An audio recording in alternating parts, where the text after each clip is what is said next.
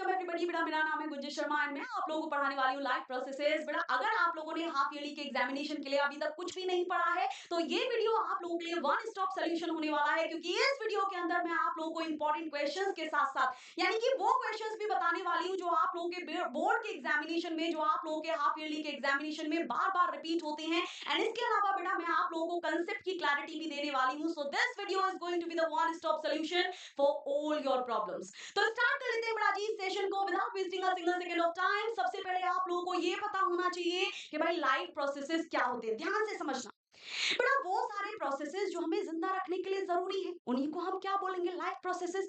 जैसे मैंने आपको बोला बेटा कि आप लोगों को 10 दिन के लिए खाना नहीं खाना है तो आप निपट जाओगे, राइट? हम लोग निपट जाएंगे। तो बेटा मैंने आपको बोला बेटा 5-10 दिन के लिए खाना नहीं खाना है तो क्या आप जिंदा रह सकते हो? No ma'am. तो बेटा खाना खाना इज अ लाइफ प्रोसेस। मैंने आपको बोला बेटा 5-10 मिनट के लिए सांस नहीं लेना है, क्या आप लोग बिना सांस लिए जिंदा रह सकते हो? No ma'am. इसका मतलब बेटा जी कि सांस लेना is also a life process. तो बेटा वो सारे प्रोसेसेस जो हमें जिंदा रखने के लिए जरूरी होते हैं, जिनके बिना हम मर जाएंगे, ऐसे प्रोसेसेस को हम क्या बोलते हैं बेटा जी? We call them life processes. सबसे पहला लाइफ प्रोसेस जो हम लोगों को डिस्कस करना है that is going to be what? That is going to be nutrition. Nutrition क्या होता है? न्यूट्रिशन का मतलब होता है बेटा जी खाना खाना एंड उस खाने का यूटिलाइजेशन होना। यानी आप लोगों को भूख लगी, आपने समोसे को खाया, समोसे का डाइजेशन हुआ बॉडी में, उससे ग्लूकोज बना एंड उस ग्लूकोज को सेल ने यूटिलाइज किया, यूटिलाइज करके एटीपी बना लिया। इस पूरे प्रोसेस को कलेक्टिवली हम क्या बोलते हैं? We call it nutrition. बात समझ में आई है? बेटा न्यूट्रिशन जो होता है उसके दो तरीके होते हैं, उसके दो मोड्स होते हैं। नंबर 1 तरीके का मोड होता है ऑटोट्रोपिक, जैसा कि शब्द ही बता रहा है बेटा। ऑटो का मतलब होता है देखो सेल्फ। जहां भी बायोलॉजी में ऑटो आ जाए, ऑटो होता है ना, ऑटो सेल्फ। ट्रॉपिक का मतलब होता है बेटा, ट्रॉपिक का मतलब होता है नरिशमेंट, यानी कि बेटा वो तरीके का न्यूट्रिशन जिसके अंदर ऑर्गेनिज्म अपना खाना खुद बनाता है। वो ये कहता है भाई मुझे किसी की जरूरत नहीं है, मैं अपना खाना खुद बनाऊंगा। इस तरीके के न्यूट्रिशन को हम क्या बोलते हैं बेटा जी? We basically call it autotrophic nutrition. And इस तरीके के ऑर्गेनिज्म को हम क्या बोलते हैं भाई? इस तरीके के ऑर्गेनिज्म को हम बोलते हैं ऑटोट्रॉप्स। बात क्लियर है? तो भाई अब कौन कौन अपना खाना खुद बना लेता है? बेटा ग्रीन प्लांट्स अपना खाना खुद बना लेते हैं। क्यों बना लेते हैं? क्योंकि बेटा उनके सेल्स के अंदर क्लोरोप्लास्ट है एंड क्लोरोप्लास्ट के अंदर बेटा क्लोरोफिल है। तो अगर किसी को अपना खाना खुद बनाना है तो उसके अंदर क्लोरोफिल होना चाहिए, क्योंकि क्लोरोफिल क्या करेगा बेटा? लाइट को पकड़ लेगा, ट्रैप कर लेगा। बात समझ में आई? तो ऑटोट्रॉपिक न्यूट्रिशन बेटा कौन शो करता है? ग्रीन प्लांट शो करते हैं। इसके अलावा बेटा जी ब्लू ग्रीन एल्गी यानी साइनोबैक्टीरिया शो करता है, ये अपना खाना खुद बना लेते हैं भैया with the help of process named as photosynthesis. बात समझ में आई? तो फोटोसिंथेसिस के बारे में आपको कुछ पता हो ना पता हो कोई फर्क नहीं पड़ता है। आपको डेफिनेशन नहीं पता है, क्वेश्चन नहीं आने वाला। आपको ये नहीं पता है कि भाई फोटोसिंथेसिस के लिए कौन कौन सा रॉ मटेरियल रिक्वायर्ड है, कोई फर्क नहीं पड़ने वाला है। लेकिन बेटा आप लोगों को बोर्ड एग्जामिनेशन और हाफ ईयरली के एग्जामिनेशन के लिए ये जरूर पता होना चाहिए कि भाई अगर किसी के अंदर फोटोसिंथेसिस होगा तो उसके अंदर कौन कौन से इवेंट्स होंगे, उसके अंदर कौन कौन से स्टेप्स होंगे।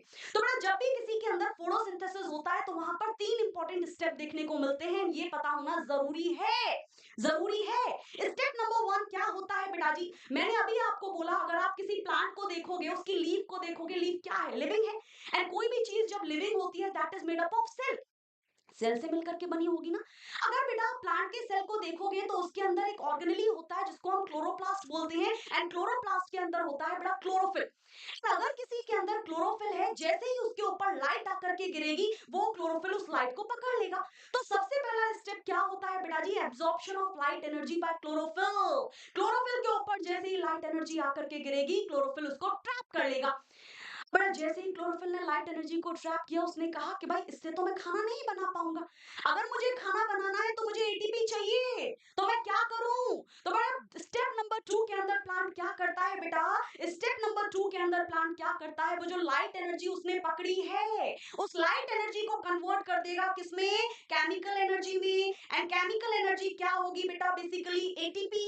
यानी स्टेप नंबर 2 के अंदर क्या होगा बेटा? Light energy will get converted into chemical energy. And एक और चीज होगी इसी स्टेप के अंदर, हाइड्रोलिसिस ऑफ वाटर, यानी कि वाटर टूट जाएगा, उसकी स्प्लिटिंग हो जाएगी। बात क्लियर हुई? ठीक है।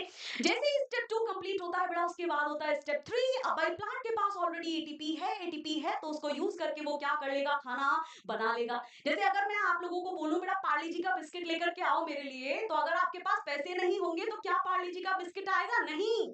तो जैसे पैसा चाहिए होता है ना बेटा, वैसे ही सेल के अंदर कोई भी अगर काम करवाना है आपको, चाहे कोई प्रोटीन बनवाना है, चाहे किसी प्रोटीन को ट्रांसपोर्ट करवाना है, कुछ भी काम करवाना है, चाहे खाना बनाना है, तो आप लोगों को क्या चाहिए होता है? एटीपी चाहिए होता है।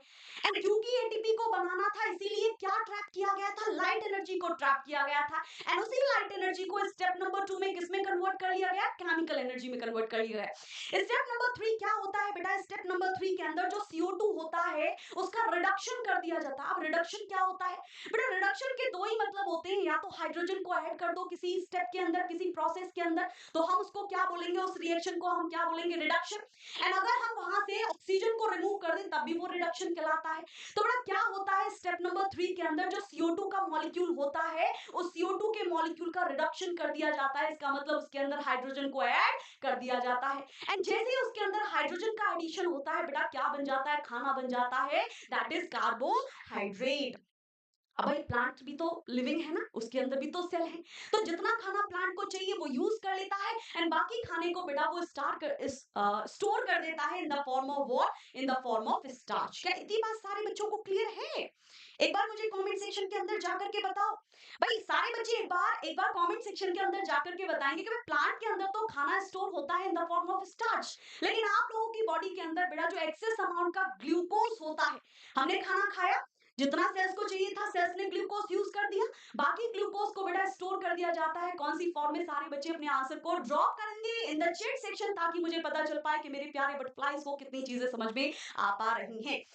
दूसरा इंपॉर्टेंट टॉपिक जो आप लोगों को डिस्कस करना है, देखो ऑटोट्रॉपिक समझ में आ गया। दूसरा तरीके का न्यूट्रिशन होता है बेटा जी हेटेरोट्रॉपिक न्यूट्रिशन। तो हेटेरो शब्द का मतलब क्या होता है? अदर। ट्रॉपिक का मतलब क्या होता है बेटा? नरिशमेंट। यानी कि ऐसा न्यूट्रिशन बेटा जिसके अंदर ऑर्गेनिज्म अपना खाना खुद नहीं बनाता। अब जब खुद नहीं बना रहा है तो किसी से छीनेगा कि भाई मुझे दे मुझे दे मुझे दे मुझे दे। बात समझ में आ रही? तो बेटा हेटेरोट्रॉपिक न्यूट्रिशन वो तरीके का न्यूट्रिशन होता है जिसके अंदर ऑर्गेनिज्म अपना खाना खुद नहीं बनाता, किसी और से खाना लेगा, किसी और से खाना छीनेगा, किसी से भी छीन सकता है, चाहे डेड डिकेइंग ऑर्गेनिक मैटर से ले ले, चाहे होस्ट की बॉडी के ऊपर रह करके ले ले, किसी भी तरीके से खाना लेगा, लेकिन खाना दूसरे ऑर्गेनिज्म से लेगा। एंड ऐसे ऑर्गेनिज्म को हम क्या बोलते हैं बेटा जी? उनको बोलते हैं ऑटोट्रॉप्स, और इनको क्या बोलते हैं? We call them heterotrophs. यहाँ पर आप लोगों को एक इंपॉर्टेंट चीज जो डिस्कस करनी है, जहां से मेजॉरिटी ऑफ क्वेश्चन बनता है इन द हाफ ईयरली का पेपर, इन द बोर्ड का एग्जामिनेशन, वो क्या है? These are important concise notes है बेटा जी। ऐसे नहीं है कि मैं उठ करके आगे मैंने कहीं से भी बना दिए। These are important concise note. ज्यादातर क्वेश्चन आप लोगों को यहीं से देखने को मिलेंगे। अगर आप लोग इस वीडियो को कर लेते हो देन आप लोगों को गारंटेड अच्छे मार्क्स आने वाले हैं इन द बायोलॉजी का एग्जामिनेशन। सो मेक श्योर कि आप लोग इस चैनल को सब्सक्राइब करके रख लें, वीडियो को लाइक कर लें, and you can share the video because we already know that sharing is already caring. बात समझ में आ रही? देखो अगली चीज जो हमें डिस्कस करनी है बेटा that is digestion in human being. ठीक है, हम लोग अगर अपनी बात करते हैं बेटा, ह्यूमन की बात करते हैं, तो हम लोग ऑटोट्रॉप है या हेटेरोट्रॉप है? We are heterotroph. क्यों? क्योंकि भैया हमें अपना खाना खुद बनाना नहीं आता है, क्योंकि हमारे सेल्स को फोटोसिंथेसिस करना नहीं आता है। क्यों नहीं आता है? क्योंकि बेटा हमारे सेल के पास क्लोरोप्लास्ट नहीं है, क्लोरोफिल नहीं है, एंड अगर क्लोरोफिल नहीं है तो लाइट एनर्जी ट्रैप नहीं होगी। बात समझ में आ रही है? तो इसीलिए बेटा हम खाना किसी और से लेते हैं। जैसे सपोज करो मुझे भूख लगी तो मैंने समोसा खाया।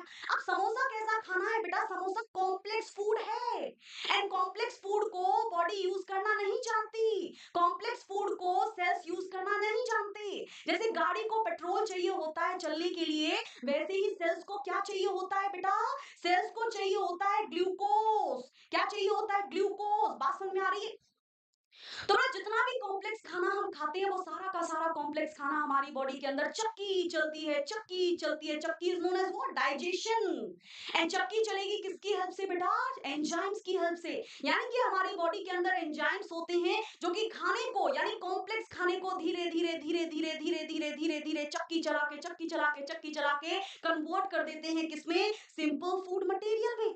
फॉर एग्जाम्पल बेटा complex carbohydrate will get converted into simple carbohydrate. For example, beta ji, protein will get converted into amino acid. For example, beta ji, fat molecules will get converted into fatty acid plus glycerol. क्या बात clear है? क्या बात clear है? फिर क्या होगा? Small intestine में जैसे ही ग्लूकोज बन जाएगा, उस ग्लूकोज को उठा करके ब्लड में फेंक दिया जाएगा। जैसे जैसे ब्लड मूव करेगा वैसे वैसे ग्लूकोज मूव करेगा, एंड जिस भी सेल को ग्लूकोज की रिक्वायरमेंट होगी वहां ग्लूकोज को पहुंचा दिया जाएगा, एंड उस ग्लूकोज को यूज करके सेल अपना एटीपी बना लेगा, उससे सारे काम करेगा। ये है पूरा प्रोसेस। बात समझ में आई? देखो आप लोगों को क्वेश्चन कहां से आता है बेटा, डाइजेशन की अगर हम बात करते हैं तो क्वेश्चन कहां से आता है, क्वेश्चन 3-4 जगह से ही आता है, ठीक है। क्वेश्चन कहां से आता है, देखो सबसे पहले आपको ये पता होना चाहिए कि बड़ा पैसेज क्या होता है खाने का। तो देखो सबसे पहले आपने खाना खाया तो सबसे पहले खाना कहां जाएगा, द स्टेप नंबर 1 और the place number 1 that is known as mouth और बकल कैविटी। बकल कैविटी के अंदर जितना डाइजेशन हो सकता है डाइजेशन होगा, उसके बाद फूड पाइप जो है खाने को नीचे लेकर के जाएगी तो खाना पहुंच जाएगा आप लोगों के पेट के अंदर यानी स्टमक के अंदर, जे शेप्ड स्ट्रक्चर के अंदर। वहां पर बेटा जितना डाइजेशन हो सकता है उतना डाइजेशन होगा, उसके बाद खाने को आगे फेंक दिया जाएगा एंड खाना आगे जाएगा बेटा अगली जगह पर जिसको हम बोलते हैं small intestine. And small intestine के अंदर बेटा फाइनली डाइजेशन कंप्लीट हो जाता है, that is the site of final digestion. पूरा डाइजेशन कंप्लीट हो जाएगा तो क्या किया जाएगा बेटा, डाइजेशन कंप्लीट हो गया तो जो इंपॉर्टेंट चीजें बनी थी जैसे ग्लूकोज अमाइनो एसिड उनको उठा करके ब्लड में डाल दिया जाएगा। ब्लड तैरता तैरता तैरता तैरता सेल्स को दे देगा जाकर के ग्लूकोज को, अमाइनो एसिड को। बात समझ में आ रही, बात समझ में आ रही है आप लोगों को? इसके अलावा बेटा क्या होगा, जो अनडाइजेस्टेड वेस्ट मटेरियल है यानी अनडाइजेस्टेड फूड मटेरियल है बेटा वो वेस्ट है। एंड क्या हम लोग कचरे को अपनी बॉडी के अंदर रहेंगे, रखेंगे, नहीं रखेंगे? तो बेटा उस अनडाइजेस्टेड वेस्ट मटेरियल को बॉडी बाहर फेंकेगी, तो स्मॉल इंटेस्टाइन से उस अनडाइजेस्टेड फूड मटेरियल को लार्ज इंटेस्टाइन में पुश कर दिया जाएगा। एंड पुश करने के बाद थोड़े टाइम के अंदर, थोड़े टाइम के लिए वो रेक्टम में स्टोर होगा, उसके बाद उसको बॉडी से बाहर फेंक दिया जाएगा with the help of opening that is known as anus. बात क्लियर हुई ना? आप लोगों को देखो क्वेश्चन कहां से आता है बेटा, क्वेश्चन आप लोगों को यहां से आता है। आप लोगों को क्वेश्चन कैसे बनेगा, पेपर के अंदर क्वेश्चन कैसा आएगा, ध्यान से समझने की जरूरत है बेटा, क्योंकि अगर ये पार्ट समझ में आ गया तो आप लोग क्वेश्चन बना करके ले जाओगे, अदरवाइज रह जाओगे। सबसे पहले बेटा आप लोगों को ये समझने की जरूरत है कि डाइजेशन जो है वो 3 ही जगह होता है। सबसे पहली जगह जहां डाइजेशन होता है दैट इज बेसिकली माउथ, मुंह में होता है, बकल कैविटी में होता है। उसके बाद बेटा आप लोगों की जो पाइप है, फूड पाइप, इसके अंदर कोई डाइजेशन नहीं होता है। ये फूड पाइप खाने को कहां पहुंचा देती है, स्टमक के अंदर। तो दूसरी जगह जहां डाइजेशन होता है that place is basically known as stomach. जितना डाइजेशन स्टमक में होना है हो जाता है, उसके बाद खाने को आगे भेज दिया जाता है बेटा। एंड अगली जगह जो होती है that is basically small intestine, that is the site of final digestion. अब हमें समझने की क्या जरूरत है बेटा कि हम 3 ही तरीके का खाना खाते हैं, या तो हम लोग खाएंगे अपनी डाइट में कार्बोहाइड्रेट, या फिर हम लोग खाते हैं बेटा प्रोटीन, जैसे आपने सोयाबीन की बड़ी खा ली, जैसे कोई दाल खा ली। एंड तीसरी चीज बेटा जी जो हम लोग खाते हैं दैट इज फैट। बासन में है, जैसे चोपड़ खा लिया, घी खा लिया आप लोगों ने। बासन में है, यानी हम लोग 3 तरीके का खाना खाते हैं बेटा जी, कार्बोहाइड्रेट, दूसरा खाते हैं प्रोटीन एंड तीसरा खाते हैं फैट। तो इन्हीं का डाइजेशन होना होगा। तो बेटा सबसे पहली जगह जहां डाइजेशन होता है that is basically our buccal cavity, that is basically our mouth. अब माउथ के अंदर किन चीजों का डाइजेशन हो पाएगा, जिनके एंजाइम्स प्रेजेंट होंगे। बात समझ में आए? अगर एंजाइम नहीं है किसी का बकल कैविटी के अंदर तो उसका डाइजेशन नहीं होगा, क्योंकि चक्की किसकी हेल्प से चलती है बेटा, चक्की चलती है with the help of enzyme. तो अगर हम बात करते हैं कार्बोहाइड्रेट की, तो हमारे मुंह के अंदर बकल कैविटी के अंदर ग्लैंड्स होते हैं बेटा, जिनको हम बोलते हैं सलाइवरी ग्लैंड। कितने होते हैं, 3 होते हैं। एंड वो सलाइवरी ग्लैंड बेटा जी एक सिक्रीशन को रिलीज करते हैं जिसका नाम होता है सलाइवा। एंड सलाइवा के अंदर बेटा जी एक एंजाइम होता है जिसको हम बोलते हैं सलाइवरी अमाइलेज। क्या बोलते हैं, सलाइवरी अमाइलेज। एंड जहां पर भी आप लोगों को बेटा अमाइलेज शब्द दिखाई दे जाए, अमाइलेज किसका डाइजेशन करेगा, अमाइलेज डाइजेशन करता है बेटा कार्बोहाइड्रेट का। बात सुन में आई? जहां पर भी पूरे बायोलॉजी में, पूरे डाइजेशन में आप लोगों को अमाइलेज शब्द दिखाई दे जाए, वो किसका डाइजेशन करता है बेटा जी, कार्बोहाइड्रेट का, कार्बोहाइड्रेट का। एंड ये अमाइलेज कहां प्रेजेंट है, सलाइवरी, सलाइवरी है। एंड सलाइवरी ग्लैंड कहां प्रेजेंट है, बकल कैविटी। यानी ये अमाइलेज कहां का है बेटा, लोकेशन क्या है इसकी, बकल कैविटी है। बात क्लियर हुई? तो बेटा सबसे पहली चीज, क्या कार्बोहाइड्रेट का डाइजेशन मुंह में होता है, बकल कैविटी में होता है? आप क्या बोलोगे, यस। अगर आपसे कोई पूछे क्यों, क्योंकि वहां एंजाइम प्रेजेंट है, the name of the enzyme is salivary amylase. दूसरी चीज बेटा जी, क्या प्रोटीन का डाइजेशन माउथ में होता है, नो। क्योंकि क्यों, क्योंकि कोई एंजाइम नहीं है, कोई चक्की नहीं है, चक्की नहीं है, एंजाइम नहीं है तो पिसेगा कैसे। तीसरी चीज बेटा जी, क्या फैट का डाइजेशन हमारी बकल कैविटी में होता है, नो। वैसे मैं ये बोलूंगी बेटा कि आप लोगों के सलाइवा के अंदर, आप लोगों की जो लार होती है, उस लार के अंदर एक एंजाइम होता है जिसको हम नाम देते हैं बेटा लुइंगल लाइपेज। क्या नाम देते हैं, लुइंगल लाइपेज। अब ये जो लुइंगल लाइपेज है बेटा, आप मान करके चलो कि 2 से 3% फैट के मॉलिक्यूल का डाइजेशन करता है। लेकिन 2 से 3% बहुत छोटा अमाउंट है, इसलिए हम इसे कंसिडर नहीं करते। अब फैट का डाइजेशन मुंह में हो क्यों नहीं पा रहा, डिस्पाइट ऑफ द फैक्ट कि यहाँ पर हमारा एंजाइम प्रेजेंट है? वो इसलिए बेटा जी क्योंकि फैट के बड़े बड़े मॉलिक्यूल होते हैं और उन बड़े बड़े मॉलिक्यूल को सबसे पहले ब्रेक करना पड़ेगा, तभी उनको बेटा जी डाइजेस्ट किया जा सकता है। बात समझ में आ रही है?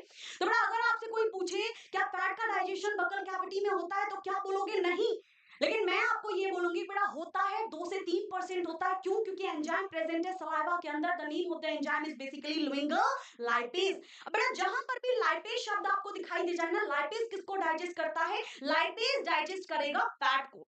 बात क्लियर है? जहां भी अमाइलेज दिखाई दे जाए वो किसको डाइजेस्ट करेगा? कार्बोहाइड्रेट को। जहां पर भी लाइपेज शब्द दिखाई दे जाए वो किसको डाइजेस्ट करेगा? फैट को। अब ये कहां का फैट का मॉलिक्यूल को डाइजेस्ट, कहां फैट को डाइजेस्ट करेगा? लुइंगल।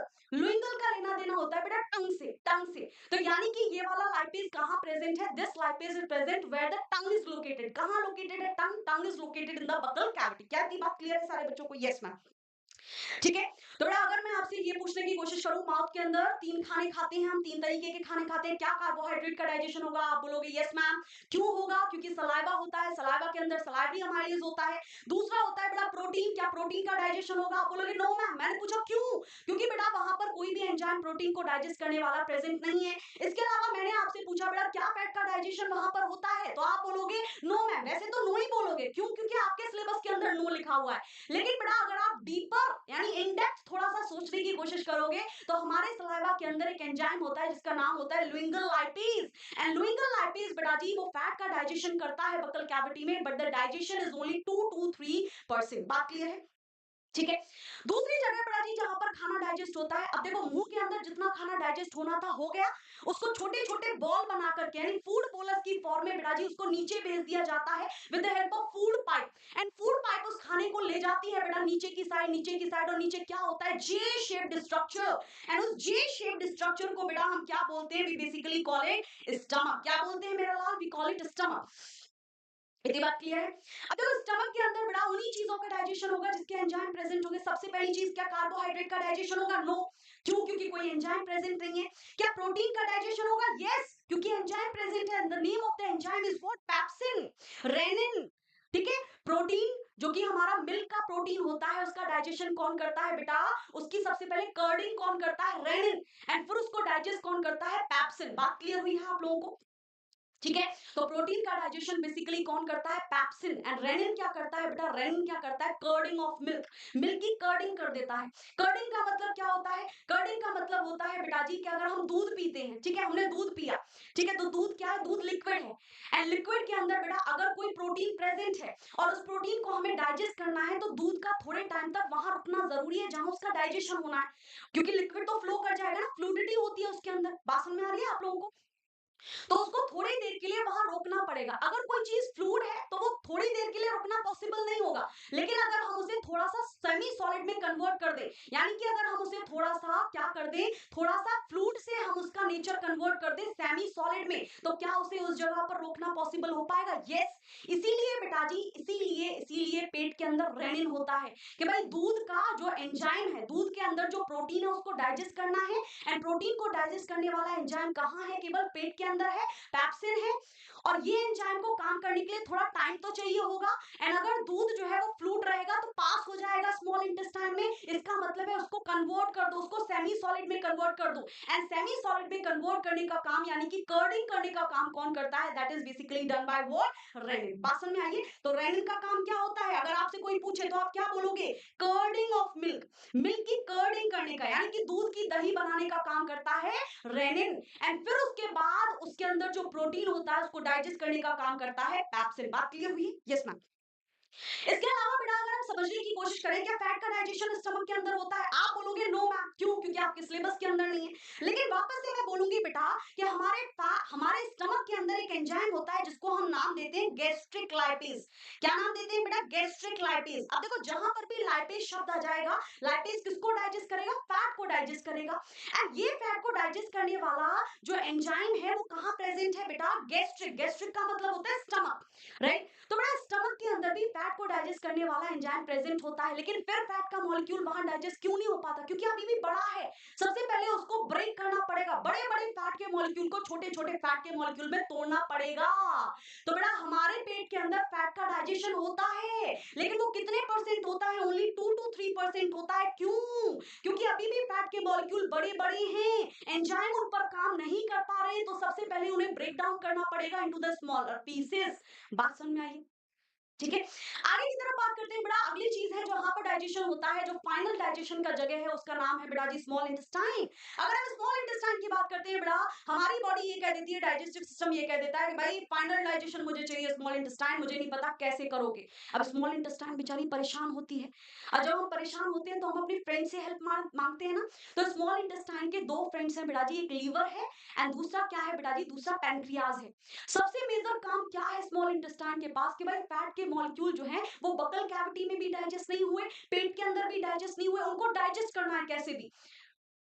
तो स्मॉल इंटेस्टाइन लीवर से बोलती है कि भाई हेल्प कर दे, हेल्प कर दे, हेल्प कर दे, हेल्प कर दे। तो लीवर क्या करता है? बाइल जूस बनाता है एंड उस बाइल जूस को गॉल ब्लैडर के अंदर स्टोर करता है, कॉन्सेंट्रेट करता है एंड फिर उसको भेज दिया जाता है स्मॉल इंटेस्टाइन में। एंड वो बाइल जूस क्या करता है बेटा? Emulsification of fat. बड़े बड़े फैट के मॉलिक्यूल को सबसे पहले छोटे छोटे फैट के मॉलिक्यूल में तोड़ा जाएगा, तभी एंजाइम काम कर पाएगा। बात समझ में आ रही है? बात समझ में आ रही है आप लोगों को? तो बेटा इसका सीधा सीधा मतलब ये है कि स्मॉल इंटेस्टाइन के अंदर फैट के मॉलिक्यूल का डाइजेशन क्यों हो जाता है? क्योंकि स्मॉल इंटेस्टाइन का दोस्त है लिवर, एंड लिवर क्या बनाता है? Bile juice. Bile juice concentrate कहां होता है? गॉल ब्लैडर में, एंड उसको कहां भेज दिया जाता है? Small intestine. And small intestine के अंदर क्या हो जाता है बेटा जी? इमल्सिफिकेशन ऑफ फैट मॉलिक्यूल, यानी बड़े बड़े फैट के मॉलिक्यूल को छोटे छोटे फैट के मॉलिक्यूल में तोड़ दिया जाता है, and this process is basically known as emulsification of fat. बात समझ में आई है? इसीलिए बेटा जी स्मॉल इंटेस्टाइन के अंदर फैट के मॉलिक्यूल का डाइजेशन पॉसिबल है, क्योंकि इमल्सिफाई कर लिया हम लोगों ने, इमल्सिफिकेशन ऑलरेडी कर लिया। बात समझ में आ रही है आप लोगों को? ठीक है, तो देखो वही अगली चीज आप लोगों को ये पता होना चाहिए। क्वेश्चन ऐसे ही बनेंगे बेटा आप लोगों के, मैं मेक श्योर करके जा रही हूँ बेटा आप लोगों को, मैंने इस तरीके से नोट्स आप लोगों के डिजाइन किए कि मेजॉरिटी ऑफ क्वेश्चन आप लोगों के बन जाएं। बोर्ड एग्जामिनेशन से रिलेटेड कॉम्पिटेंसी बेस्ड क्वेश्चन, सारे तरीके के क्वेश्चन आप लोगों के बन जाएं। तो उसके लिए आप लोगों के पास कंसेप्ट की क्लैरिटी होना जरूरी है। कंसेप्ट की क्लैरिटी बेटा जी रट्टा मार करके नहीं आती, चीजों को समझ करके आती। तो मेक श्योर करें कि जहां से भी आप लोग पढ़ रहे हो वहां से आप लोगों की कंसेप्ट की क्लैरिटी ऑलरेडी बन रही हो। ध्यान से समझो बेटा, तीन तरीके का खाना हम खाते हैं, स्मॉल इंटेस्टाइन में भी वही खाना पहुंचेगा। सबसे पहला है कार्बोहाइड्रेट। क्या कार्बोहाइड्रेट का डाइजेशन होता है स्मॉल इंटेस्टाइन के अंदर? आप क्या बोलोगे? यस मैम, बिल्कुल होता है। किस कौन कौन सा एंजाइम? क्योंकि एंजाइम प्रेजेंट है ना, अगर एंजाइम प्रेजेंट है तो डाइजेशन होगा ऑब्वियसली। तो कौन कौन से एंजाइम होते हैं बेटा जो कार्बोहाइड्रेट का डाइजेशन करते हैं? Number 1 pancreatic amylase. कहां से रिलीज होगा? पेनक्रियास से। दूसरा एंजाइम होता है बेटा जी सक्रेज, जो सक्रोज को डाइजेस्ट करेगा, सुक्रोज को डाइजेस्ट करेगा। इसके अलावा होता है बेटा लैक्टेज, जो लैक्टोज को डाइजेस्ट करेगा। माल्टेज, जो माल्टोज को डाइजेस्ट करेगा। बात सुन में आई है? बात समझ में आई है? यानी अलग अलग शुगर के मॉलिक्यूल को डाइजेस्ट करने के लिए हमारी स्मॉल इंटेस्टाइन के अंदर अलग अलग तरीके के एंजाइम होते हैं। फॉर एग्जांपल पेनक्रियाज रिलीज करता है, क्योंकि दूसरा फ्रेंड क्या है स्मॉल इंटेस्टाइन का? पेनक्रियाज। तो पेनक्रियाज भी भेजता है एंजाइम के भाई ले ले ले और डाइजेस्ट कर दे सारी चीजों को, अपना वर्कलोड खत्म कर दे। तो पहला बेटा जी कार्बोहाइड्रेट को डाइजेस्ट करने वाला एंजाइम जो मेजर डाइजेशन करता है, that is what? That is pancreatic amylase. कहां से रिलीज होता है? पेनक्रियाज से। अमाइलेज है तो किसको डाइजेस्ट करेगा? कार्बोहाइड्रेट को डाइजेस्ट करेगा। दूसरा एंजाइम क्या है बेटा? सक्रेज। किसको डाइजेस्ट करेगा? आप बोलोगे मैम सुक्रोज, शुगर को। लैक्टेज किसको डाइजेस्ट करेगा? मैम लैक्टोज को। माल्टेज किसको डाइजेस्ट करेगा? मैम माल्टोज को। क्या बात क्लियर हुई इसमें? बेटा दूसरा जो होता है खाना वो कौन सा होता है? दूसरा होता है प्रोटीन के मैक्रोमोलेक्यूल। इनको डाइजेस्ट करने के लिए दो एंजाइम होते हैं, पहला होता है ट्रिप्सिन, दूसरा होता है काइमोट्रिप्सिन। कौन रिलीज करता है? पेनक्रियाज रिलीज करता है। तीसरा होता है बेटा जी फैट के मॉलिक्यूल को कौन डाइजेस्ट करता है? मैंने आपको बोला था फैट के मॉलिक्यूल जैसे कार्बोहाइड्रेट को डाइजेस्ट करता है अमाइलेज, वैसे ही फैट को डाइजेस्ट करता है लाइपेज। Lipase lipase lipase. बात समझ में आई है? अपना अगला टॉपिक जो हम लोगों को डिस्कस करना है, यानी कि सेकंड लाइफ प्रोसेस जो हम लोगों को डिस्कस करना है, the name of the second life process is none other than what? That is none other than basically respiration. ध्यान से समझो रेस्पिरेशन क्या होता है। देखो रेस्पिरेशन का मतलब होता है ब्रेक डाउन ऑफ ग्लूकोज। यानी कि मैंने आपको बोला था बेटा, जैसे गाड़ी को चलने के लिए पेट्रोल चाहिए होता है, वैसे ही बेटा जी हमारे सेल्स को काम करने के लिए, क्योंकि सेल्स काम कब करेंगे, जब एटीपी बना पाएंगे, राइट। वो कोई प्रोटीन तब बना पाएंगे जब उनके पास एटीपी होगा। अब एटीपी कैसे बनता है, खाने से बनता है। एंड सेल के लिए खाना क्या होता है, ग्लूकोज। एंड वो ग्लूकोज कहां से आता है, जो खाना हम खाते हैं, जैसे समोसा खाया, वो समोसा किस में कन्वर्ट हो जाएगा बॉडी के अंदर, ग्लूकोज में। एंड उसी ग्लूकोज को उठा करके सेल को दे दिया जाएगा। सेल उस ग्लूकोज को तोड़ेगा, ब्रेक डाउन करेगा, एंड ब्रेक डाउन करने के बाद उससे क्या बना लेगा बेटा, एटीपी बना लेगा। जैसे बाहर की दुनिया में चाहिए होता है पैसा, वैसे ही अंदर की दुनिया में क्या चाहिए होता है, एटीपी। अगर कोई भी काम करवाना है आपको सेल से, कोई प्रोटीन बनवाना है, कोई ट्रांसपोर्ट करना है प्रोटीन, तो उसके लिए क्या चाहिए होता है, वी रिक्वायर एटीपी बेसिकली। बात क्लियर है, ठीक है। अब देखो अगली इंपॉर्टेंट चीज, जैसे मैंने अभी आप लोगों को बोला था कि कुछ भी आए फोटोसिंथेसिस के अंदर ना आए, लेकिन आप लोगों को एक चीज पता होनी चाहिए। क्या चीज पता होनी चाहिए, स्टेप्स इन फोटोसिंथेसिस। मैंने जैसे आप लोगों को बोला बेटा, आप लोगों को डाइजेशन में कुछ पता हो ना पता हो, लेकिन ये जरूर पता होना चाहिए कि कौन सी चीज का डाइजेशन कहाँ पॉसिबल है, एंड वो किस एंजाइम की वजह से पॉसिबल है। बात समझ में आई?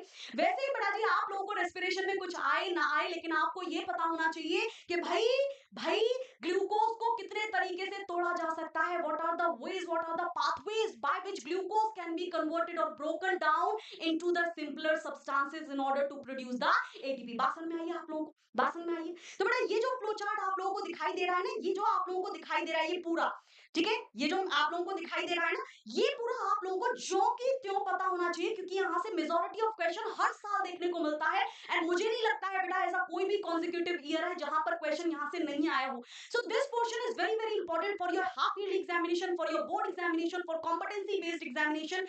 यानी competency based question को solve करने के लिए ये flow chart is very very important, ध्यान से समझो, ठीक है। कोई भी सेल है बेटा, उसके अंदर जैसे ही ग्लूकोज जाएगा, ग्लूकोज सबसे पहले कहां जाएगा, साइटोप्लाज्म में जाएगा। साइटोप्लाज्म में ग्लूकोज का क्या होगा बेटा, उसको कन्वर्ट कर दिया जाएगा पायरुवेट में, ठीक है। अब क्योंकि ग्लूकोज के अंदर बेटा कितने कार्बन के मॉलिक्यूल होते हैं, 6। कितने कार्बन के मॉलिक्यूल, कितने कार्बन के एटम होते हैं, कितने कार्बन के एटम का मॉलिक्यूल है ग्लूकोज, 6, ठीक है। अब बेटा अगर मैं आपसे ये बोलूं कि एक ग्लूकोज से 2 पायरुवेट बनते हैं, एक ग्लूकोज के अंदर 6 कार्बन है, तो बेटा एक पायरुवेट के अंदर कितने कार्बन होंगे, आप बोलोगे मैम 3 कार्बन होंगे। बात समझ में आई है?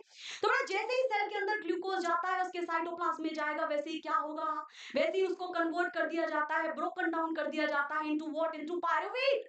एंड एक ग्लूकोज के मॉलिक्यूल से कितने पायरुवेट बनते हैं बेटा, 2। जैसे ही ये पायरुवेट बन जाएगा, अब बेटा 3 जगह पर 3 अलग अलग तरीके के मैकेनिज्म चलते हैं। नंबर 1 मैकेनिज्म कहां चलता है बेटा, ईस्ट में। ईस्ट क्या है, ईस्ट क्या है, वैसे तो सारे फंजाई मल्टी सेलुलर हैं, लेकिन अगर मैं आपसे ये बोलूं बेटा, एक फंजाई एक फंगस जो कि यूनिसेलुलर है, दैट इज ईस्ट। एंड इसका एग्जांपल आप लोग याद कर सकते हो, सैकेरोमाइसिस सेरिबेसी। अगर आप लोग ईस्ट के अंदर देखोगे बेटा, तो ईस्ट के अंदर जो है वो ऑक्सीजन की एब्सेंस में क्या होता है, ये जो पायरुवेट का मॉलिक्यूल है, it will get converted into what, एक इथेनॉल बनाएगा, दूसरा CO2 बनाएगा, एंड बेटा एनर्जी बनाएगा। एंड कितने एटीपी बनाएगा, 2 एटीपी के मॉलिक्यूल बनाएगा। एंड बेटा क्योंकि यहाँ पर, क्योंकि ईस्ट के अंदर ऑक्सीजन की एब्सेंस में ये प्रोसेस चल रहा है, इसीलिए इस रेस्पिरेशन को हम क्या बोलते हैं बेटा जी, will call this respiration anaerobic respiration. क्या बोलेंगे, एनाएरोबिक रेस्पिरेशन। एंड इसका एक और नाम होता है, we also call it fermentation. बात क्लियर हुई है? दूसरी जगह बेटा जहां पर रेस्पिरेशन चलता है, जो आप लोगों को पता होना चाहिए, वो हमारे मसल सेल्स हैं, ठीक है, हमारे मसल टिश्यू, जिसकी वजह से मेरा हाथ मूव कर पा रहा है, उनके अंदर बेटा मसल सेल है, जिनको हम मसल फाइबर बोलते हैं।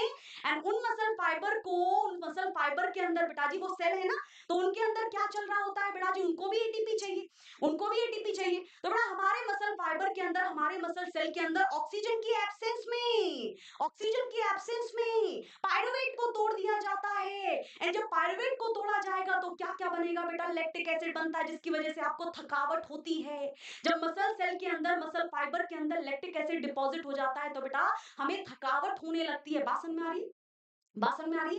दूसरा बेटा क्या बनता है, क्योंकि अल्टीमेट पर्पस क्या था पायरुवेट को तोड़ने का, एनर्जी बनाना। एंड यहाँ पर कितने एटीपी बनते हैं, अगेन यहाँ पर 2 एटीपी के मॉलिक्यूल्स बनते हैं। क्या बात क्लियर है, क्या बात क्लियर है सारे बच्चों को? एंड तीसरा बेटा जी, तीसरा क्या होता है, नॉर्मल सेल। यानी कि अगर हमारे सेल को रेगुलर सप्लाई हो रही है ऑक्सीजन की, तो उस केस में क्या होगा बेटा, एरोबिक रेस्पिरेशन होगा। यानी ऐसा रेस्पिरेशन जहां पर ऑक्सीजन की प्रेजेंस है, ऐसा रेस्पिरेशन जहां पर ग्लूकोज को तोड़ा जा रहा है, but in the presence of oxygen. And ये कहां होता है बेटा, हमारे नॉर्मल सेल के अंदर होता है। तो जैसे ही ग्लूकोज गया सेल के अंदर, साइटोप्लाज्म के अंदर गया, वहां पायरुवेट में टूटा, पायरुवेट जैसे ही बना बेटा, पायरुवेट को माइटोकॉन्ड्रिया में भेज दिया गया एंड माइटोकॉन्ड्रिया के अंदर बेटा वो टूटने लगता है, किसमें? CO2 बनाएगा, H2O बनाएगा, एनर्जी बनाएगा। क्या बात क्लियर है? क्या बात क्लियर है? सारे बच्चों को इतनी बात क्लियर है? तो बेटा ये जो फ्लो चार्ट है, यानी ये जो क्या बोलेंगे इसको, हम लोग इसको बोलेंगे पाथवे। यानी ये जो पाथवे है बेटा, ये बहुत इंपॉर्टेंट है क्योंकि यहाँ से question every now and then देखने को मिलता है। So it is very important for you people to remember all the stuff related to this part. बात समझ में आ गई? अगला टॉपिक जो बेटा हमें कवर करना है रेस्पिरेशन के अंदर, उसका नाम है रेस्पिरेशन इन ह्यूमन। अगर हम रेस्पिरेशन इन ह्यूमन की बात करते हैं बेटा, तो सबसे पहली चीज आपको ये समझ में आनी चाहिए कि भाई अगर हमारे नॉर्मल सेल को हम देखें, उसको एटीपी की रिक्वायरमेंट है। यस मैम, क्यों चाहिए एटीपी? काम करने के लिए, काम करवाने के लिए। सेल को अगर कोई भी काम करवाना है तो एटीपी चाहिए होगा ना। एंड बेटा एटीपी कब बन रहा है हमारे नॉर्मल सेल में? जब हमारे नॉर्मल सेल के पास ऑक्सीजन है। तो अगर मैं आपसे ये बोलूं बेटा ऑक्सीजन कहाँ ज्यादा प्रेजेंट है? बाहर एनवायरमेंट में, राइट? हमारी बॉडी के सेल के अंदर तो ऑक्सीजन नहीं है ना, हमारी बॉडी के सेल के अंदर क्या है? Carbon dioxide.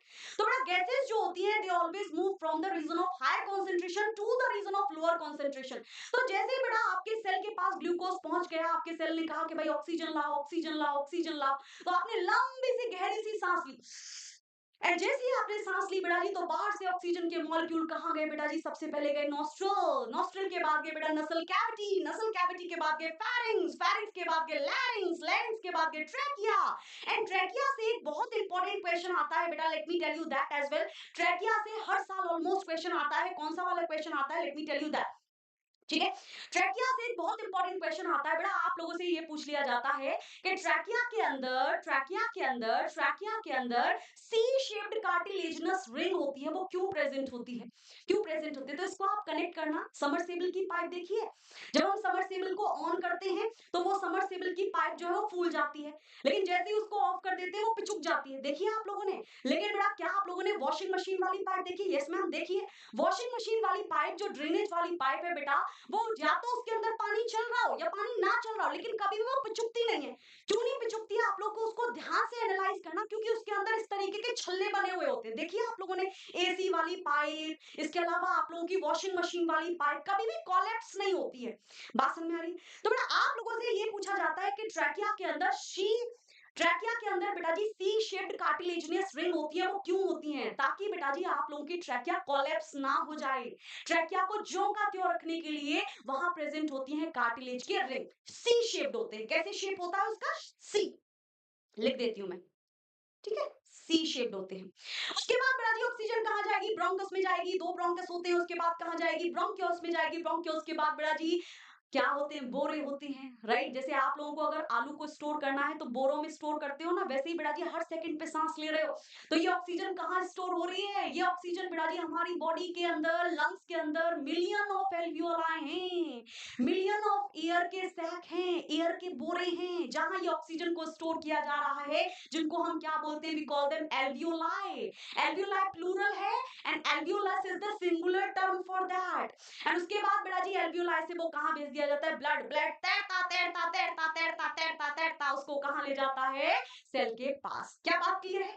एक इंपॉर्टेंट क्वेश्चन बेटा जो हर साल रिपीट होता है, जो कि सीबीएसई का एक फेवरेट क्वेश्चन है। सारे बच्चे इस क्वेश्चन को सॉल्व करके इसका आंसर मुझे कमेंट सेक्शन के अंदर ड्रॉप करेंगे। क्वेश्चन क्या है बेटा? Let me tell you one thing, कि ये जो क्वेश्चन है ये बोर्ड एग्जामिनेशन के अंदर every now and then repeat होता है, because this is the most important question. कैसे पता करते हैं मैम कोई चीज इंपॉर्टेंट है या नहीं है? अगर कोई चीज बेटा जी बोर्ड एग्जामिनेशन के अंदर बार बार आ रही है, that means the stuff is very very important and आप लोगों को छोड़ करके नहीं जाना है। सो कौन सा क्वेश्चन है बेटा जी? क्वेश्चन है आप लोगों का, एक्वेटिक ऑर्गेनिज्म जो होते हैं वो क्यों तेज तेज सांसें लेते हैं? हम लोग तेज तेज सांसें क्यों नहीं लेते, लेकिन एक्वेटिक ऑर्गेनिज्म को अगर आप देखोगे तो वो तेज तेज सांसें क्यों लेते हैं? सारे बच्चे अपने आंसर को कमेंट सेक्शन के अंदर जाकर के ड्रॉप करेंगे। एंड अगला वाला जो पार्ट है बेटा इसका ट्रांसपोर्टेशन, एंड अगला वाला पार्ट उसका एक्सक्रीशन, वो एक वीडियो के अंदर आप लोगों को मिल जाएगा। उसके बाद सारे के सारे चैप्टर्स आप लोगों को सिंगल वीडियो के अंदर मिलेंगे, ठीक है?